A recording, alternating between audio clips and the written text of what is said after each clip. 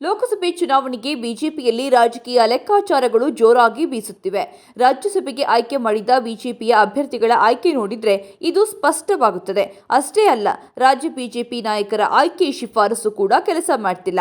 ಒಟ್ನಲ್ಲಿ BJP high command ತನ್ನ ಸ್ವಂತ ಬಲದಿಂದ ಅಭ್ಯರ್ಥಿಗಳನ್ನು ಆಯ್ಕೆ ಮಾಡುತ್ತಿದೆ ಎನ್ನುತ್ತಿವೆ ರಾಜಕೀಯ ವಲಯದ ಮಾತುಗಳು.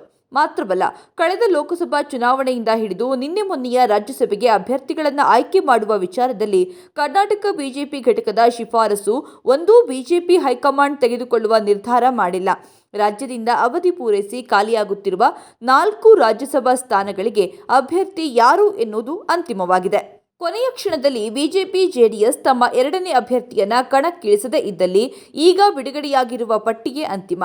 ಒಂದು ವೇಳೆ 5ನೇ ಅಭ್ಯರ್ಥಿ ಯಾರೂ ಇಲ್ಲದಿದ್ದಲ್ಲಿ 4ರೂ ನಿರಾಯಾಸವಾಗಿ ರಾಜ್ಯಸಭೆಗೆ ಆಯ್ಕೆಯಾಗಲಿದ್ದಾರೆ. ಕಾಂಗ್ರೆಸ್ನಿಂದ ಅಜಯ್ ಮೆಕನ್, ಡಾಕ್ಟರ್ ಸೈಯದ್ ನಾಸಿರ್ ಹುಸೇನ್, ಜಿವಿ ಚಂದ್ರಶೇಖರ್ ಮತ್ತು ಬಿಜೆಪಿಯಿಂದ ನಾರಾಯಣ ಸಭಾಂಡ ಕಣದಲ್ಲಿದ್ದಾರೆ. ನಾಮಪತ್ರ ಸಲ್ಲಿಸಲು ಫೆಬ್ರವರಿ 15 ಕೊನೆಯ ದಿನವಾಗಿದೆ. ಬಿಜೆಪಿ ಅಭ್ಯರ್ಥಿಯ ಆಯ್ಕೆ ರಾಜ್ಯ ಬಿಜೆಪಿ ನಾಯಕರನ್ನು ಅಚ್ಚರಿಗೆ ದೂಡಿದೆ. ಆದರೆ ಈ ರೀತಿ ಬಿಜೆಪಿ ಹೈಕಮಾಂಡ್ ರಾಜ್ಯದ ನಾಯಕರಿಗೆ ಶಾಕ್ ನೀಡ್ತಿರೋದು ಇದೇ ಮೊದಲೇನಲ್ಲ.